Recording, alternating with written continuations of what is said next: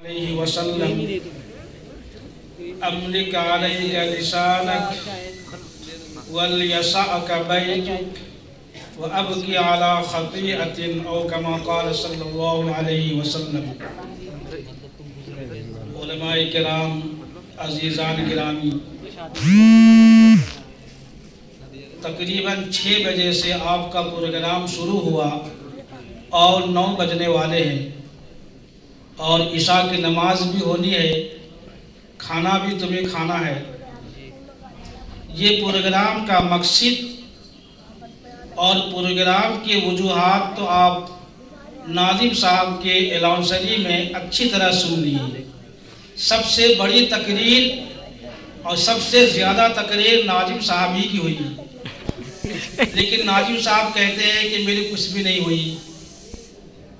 مجھے یاد ہے کہ 1998 میں دلی میں اجلاس ہوا جمعیت علماء کا، 1998 کی بات ہے، اور اس میں صدارت فدائے ملت حضرت مولانا اسعد مدنی دامت برکاتہم فرما رہی تھی، اور اس میں ناظم الاؤنسر، ناظم مجلس اس وقت کے مولانا جو مشہور ہے لکھنؤ کے،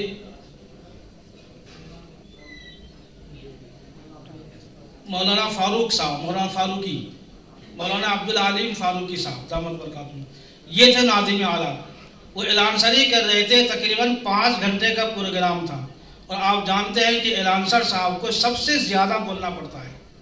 ان کے باوجود آخری میں کہنے لگے کہ میری خواہش تھی، میرے جسم میں طاقت ہے، میرے زبان میں بولی ہے، مجھے ہمت ہے، قوت ہے، میں ابھی 1 گھنٹہ تقریر کر سکتا ہوں، کروں گا، میری خواہش ہے، لیکن فدائے ملت مجھے اجازت نہیں دیں گے، اس لیے کہ وقت اپنی انتہا کو پہنچ چکا ہے۔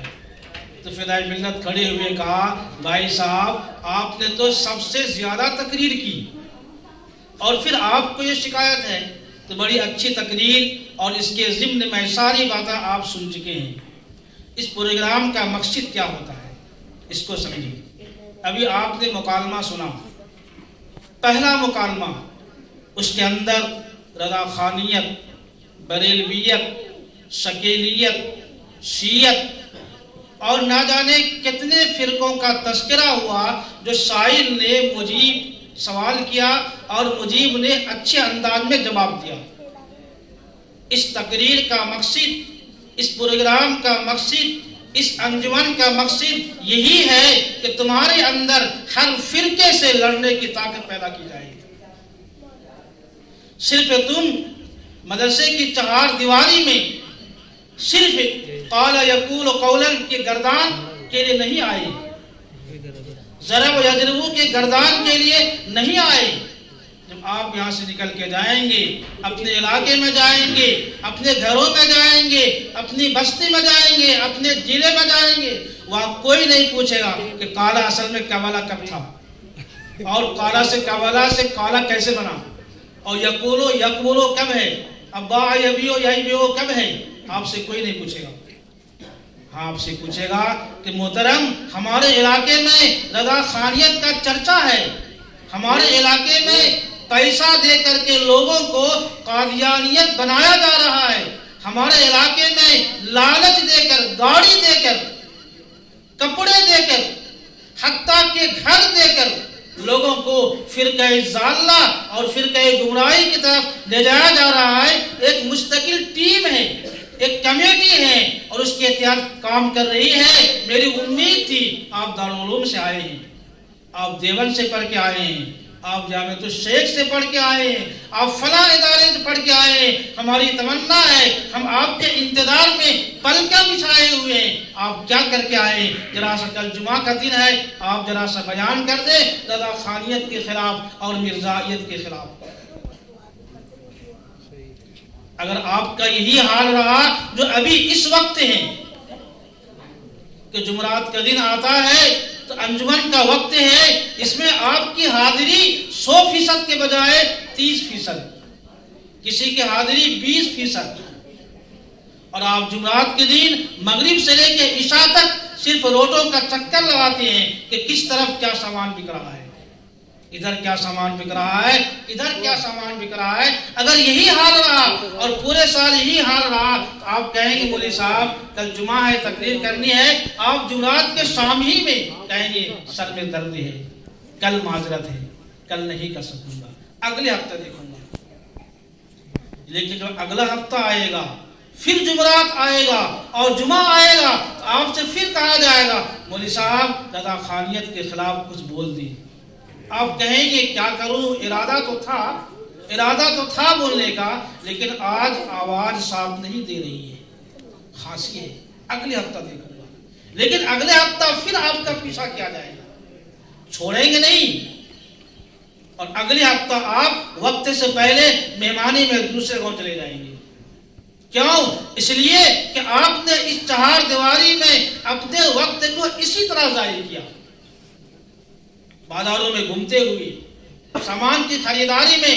لیکن جو طالب علم 100% انجمن میں شریک رہا، جیسا کہ ابھی آپ انعامات سے نوازے گئے طلبہ کو آپ نے دیکھا، انعام تو انعام ہوتا ہے بھائی، انعام ہوتا ہے، خواہ وہ 2 روپے کا انعام ہو چاہے 2000 کا انعام ہو، انعام تو انعام ہے۔ آپ نے دیکھا کتنے طالب ایسے ملے کہ جو 100% کامیابی تھی حاضری کی۔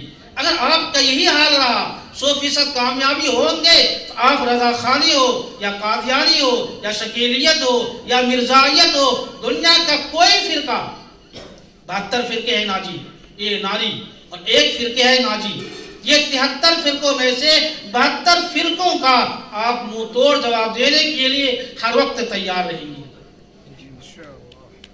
یہاں تو آپ کو سکھایا جاتا ہے، یا انگلی پکڑ کے آپ کو چلایا جاتا ہے، یا تذکیر و تانیث میں آپ کی اصلاح کی جاتی ہے، مذکر و مؤنث میں آپ کی اصلاح کی جاتی ہے، واحد و جمع تثنیہ میں آپ کی اصلاح کی جاتی ہے، جملہ کی اتار چڑھاؤ میں آپ کی اصلاح کی جاتی ہے، ہر قدم پہ، ہر ڈیگ پہ، ہر رمز پہ آپ کی اصلاح ہوتی ہے۔ اساتذہ کرام آپ کے لیے ہر وقت ان کے گھروں کا دروازہ کھلا رہتا ہے، آپ جب چاہیں استاد سے آ کر استفادہ کریں۔ ہر وقت استاد آپ کی اصلاح کے لیے تیار بیٹھے ہیں۔ لیکن میرے دوستو، جب آپ یہاں سے جائیں گے، اپنے علاقے میں جائیں گے، اپنے گھروں میں جائیں گے، اپنی بستی میں جائیں گے، اپنے گاؤں میں جائیں گے، تو خدا کی قسم مجھے تجربہ ہے آپ کی اصلاح کرنے والا کوئی نہیں ہوگا۔ ہاں، انگلیاں اٹھانے والے ہزاروں ملیں گے، انگلیاں اٹھانے والے ہزاروں ملیں گے، استہزاء کرنے والے، ٹھٹا کرنے والے، آپ پر ہنسنے والے ہزاروں مل جائیں گے، لیکن اصلاح کرنے والا ایک بھی نہیں ملے گا۔ اس لیے اگر آپ نے پابندی کی ہے، تو آپ نے پوری تیاری کی ہے، تو آپ یہاں سے نکلنے کے بعد ہر فرقے کا مقابلہ کریں گے اور کرنا ہوگا آپ کو۔ بولیے انشاءاللہ۔ لیکن کیسے؟ اس طرح گھومنے سے نہیں، آپ مکمل تیاری کیجیے۔ یہاں تو ساری سہولتیں ہیں، لائٹ کا انتظام ہے، پنکھے کا انتظام ہے، ہر چیز کا انتظام ہے، کتابوں کا انتظام ہے، لیکن ہمارے اکابرین کی تاریخ کو دیکھیے، ہمارے بڑوں نے کس طرح علم حاصل کیا۔ میں صرف 2 واقعہ سناتا ہوں مختصر، آپ نے سنا ہوگا۔ حضرت جابر رضی اللہ تعالیٰ عنہ ایک صحابی ہیں، علم کے شوق کی بات، آپ مدرسے میں رہ کر کتابیں تپائی پر ہیں، لیکن آپ کے ہاتھ میں موبائل ہے، کتابیں تپائی پر ہیں، استاد سبق پڑھا رہے ہیں اور آپ پیچھے بیٹھے ہیں، آپ کو یہ بھی پتا نہیں کہ کون سی کتاب کا سبق ہو رہا ہے۔ میں بلا مبالغہ کہتا ہوں، بہت سے طلبہ ایسے ہیں دورے کے بھی جو پیچھے بیٹھے ہیں، اسے یہ پتا نہیں کہ موطا امام محمد کا سبق چل رہا ہے یا موطا امام مالک کا سبق چل رہا ہے۔ میں نے دیکھا اپنی آنکھوں سے، تابی شریف کتاب ہے، اس کا نام آثار ہے، لیکن پوچھتے ہیں کہ اس کا سبق کب ہوا، کچھ پتا نہیں ہے۔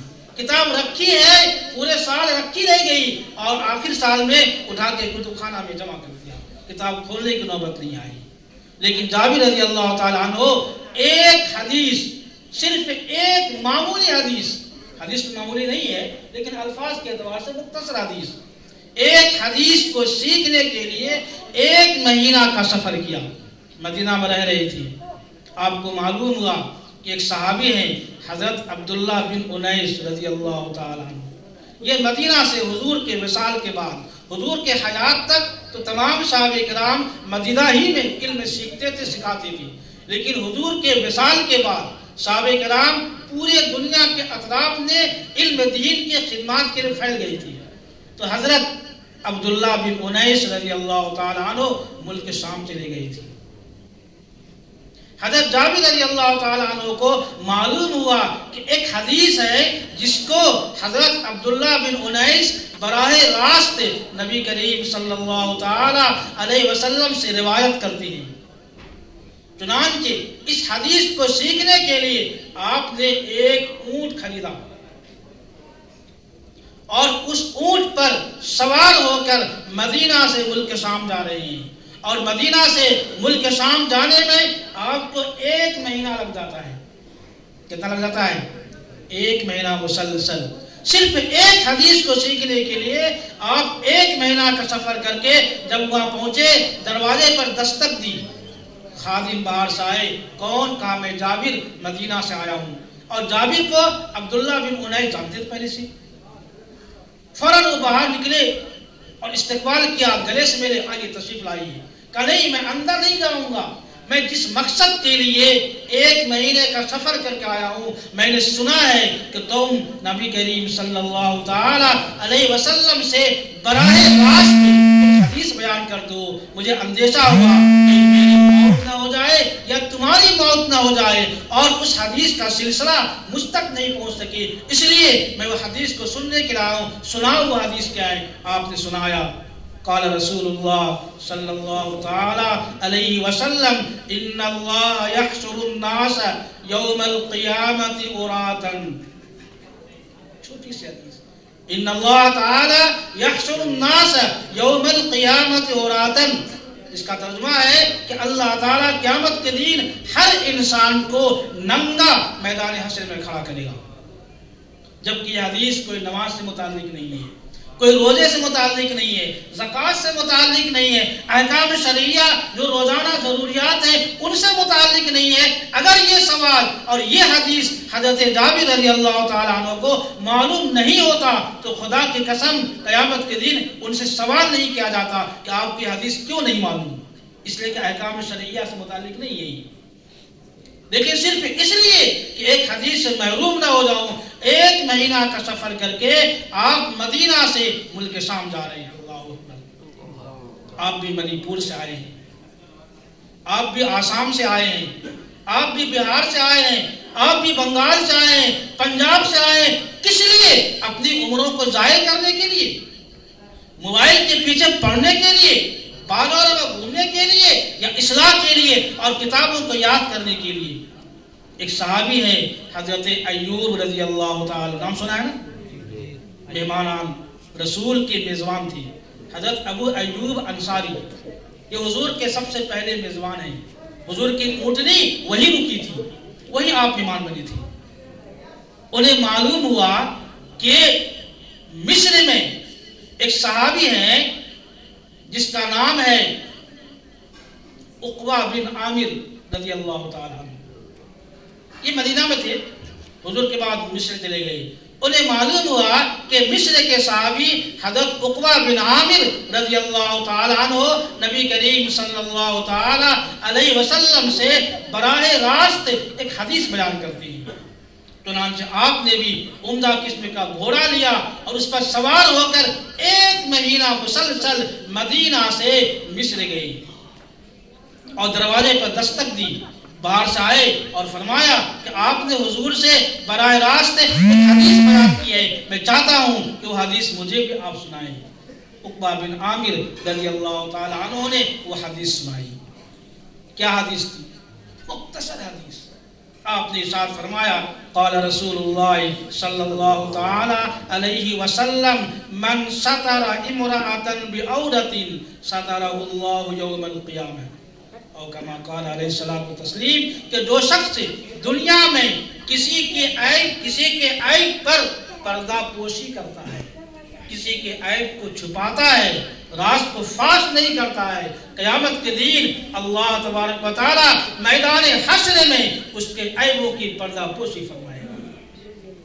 یہ بھی حدیث احکام شرعیہ سے متعلق نہیں ہے، نماز روزے سے متعلق نہیں ہے۔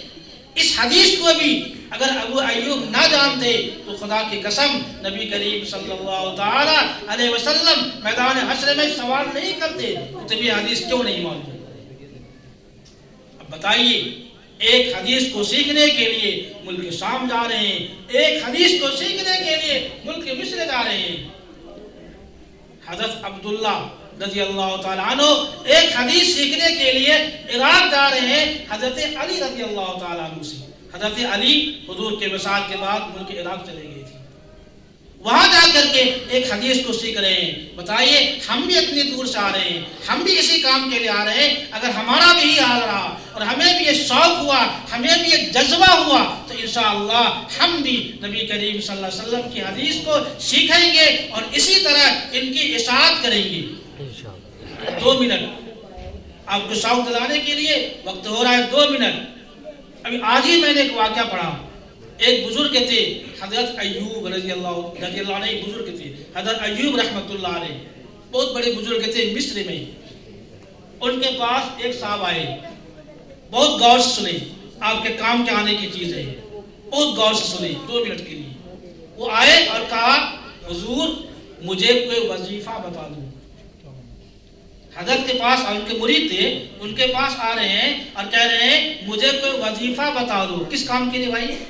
تاکہ میں نبی کریم صلی اللہ تعالی علیہ وسلم کی خواب میں زیارت کروں، اس لیے مجھے کوئی وظیفہ بتا دو، کوئی دعا بتا دو۔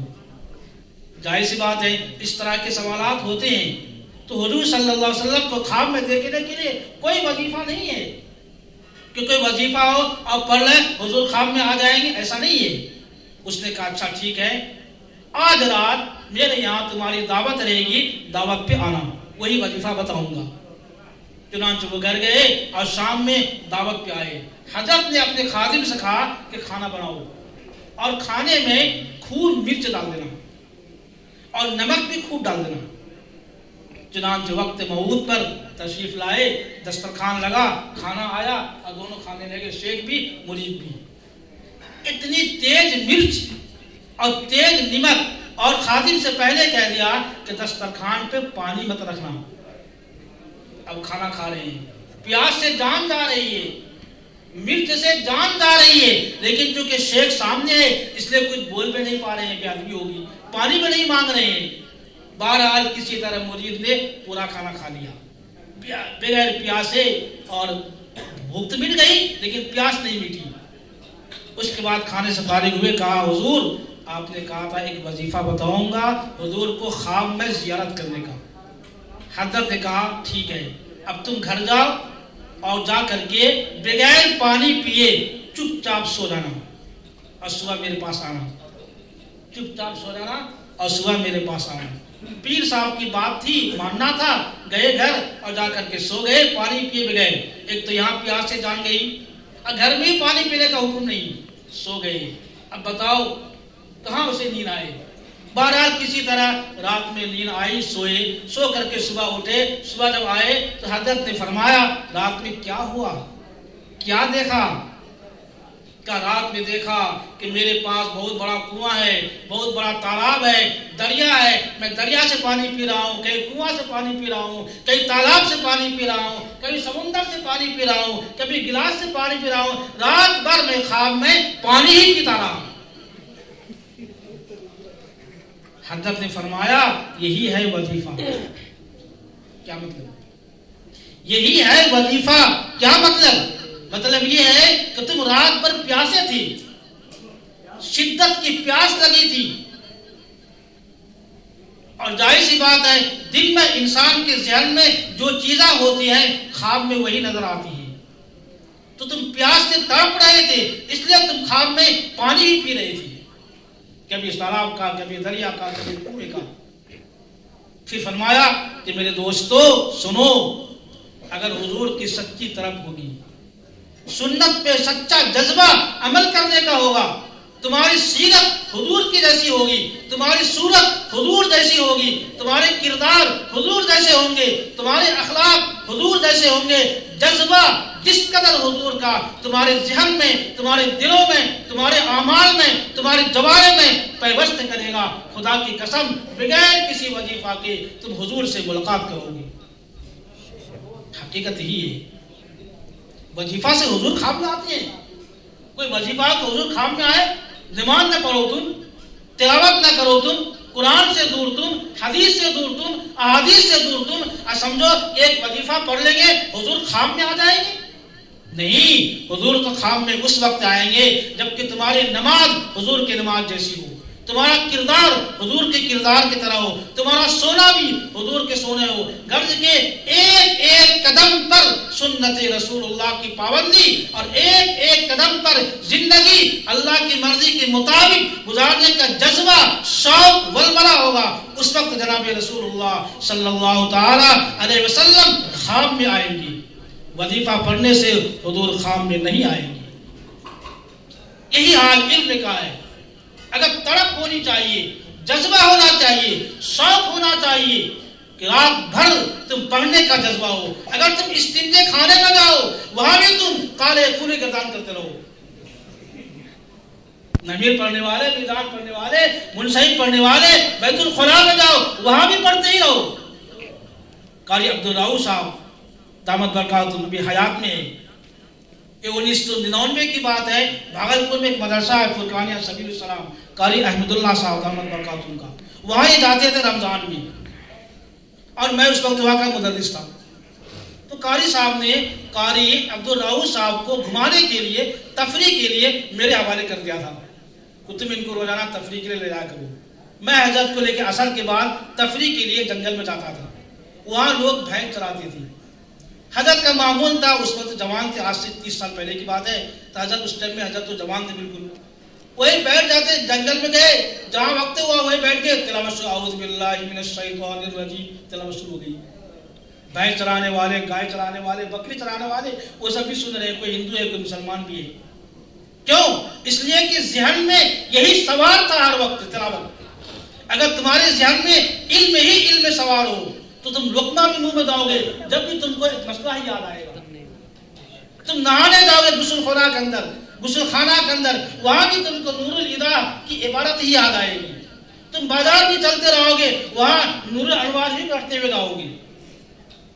اگر جذبہ ہو، شوق ہو تو آپ سب کچھ حاصل کر سکتے ہیں۔ مولانا مدنی آپ ہی بنیں گے، مولانا گنگوئی آپ ہی بنیں گے، مولانا تھانوی آپ ہی بنیں گے، مولانا عبدالنوری آپ ہی بنیں گے، سب کچھ آپ ہی بنیں گے۔ کوئی ماں کے پیٹ سے بن کے نہیں آتا، سب اسی دنیا میں بنتا ہے، اسی درسگاہ میں بنتا ہے۔ اس لیے یہ پروگرام کے بعد آپ عہد کر لیں کہ آج کے بعد سے امتحان کے آخری دن تک ہم کتابوں سے جدا نہیں ہوں گے، مرے کہ ہم کتابوں پر برق ہوگا کفن اپنا۔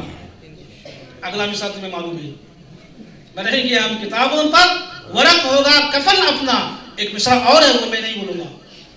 تو آپ کا اڑنا، بچھونا، کھانا، سونا، ہگنا، متنا سب کتاب ہی کتاب بن جائے تو انشاءاللہ آپ بہترین مقرر بنیں گے، بہترین ادیب بنیں گے، بہترین خطیب بنیں گے، بہترین کردار کے مالک بنیں گے، بہترین سیرت نگار بنیں گے، بہترین اور بہترین وہ ادیب بھی بنیں گے، آپ سب کچھ بنیں گے۔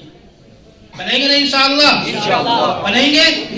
کیسے بنیں گے؟ سو کر نہیں، جاگ کر۔ من سحر اللیالی، کیا ہے؟ من طلب العلا سحر اللیالی، یہ شعر کا دوسرا مصرع ہے، پہلا مصرع نہیں بولوں گا تاکہ تمہیں شوق ہو کہ تم تلاشو یہ شعر کہاں ہے۔ یہ دوسرا مصرع ہے، من طلب العلا سحر اللیالی، جو شخص بلندی چاہتا ہے، کردار میں بلندی چاہتا ہے، رات بھر جاگے، اور رات بھر تم بھی جاگتے ہو، یقیناً جاگتے ہو، لیکن کتاب کے چکر میں نہیں، موبائل کے چکر میں جاگتے ہو۔ جاگتے ہو نا جی، رات بھر فلمیں دیکھتے ہو، رات بھر موبائل میں سب کچھ ہے اور سب کچھ تم دیکھتے ہو، جاگتے تم بھی ہو، جاگتے اکابر بھی تھے، لیکن وہ کتابوں کے لیے جاگتے تھے، کردار کے لیے جاگتے تھے، اور تم موبائل کے پیچھے جاگتے ہو۔ اگر یہ حال ہے تو انشاءاللہ آپ مقرر بنیں گے۔ اللہ تعالیٰ سے دعا کریں۔ تقریر تو حضرت دامت برکاتہم ہمارے سرپرست محتیب صاحب کی ہونی تھی، لیکن اچانک محتیب صاحب کی طرف سے اطلاع آئی۔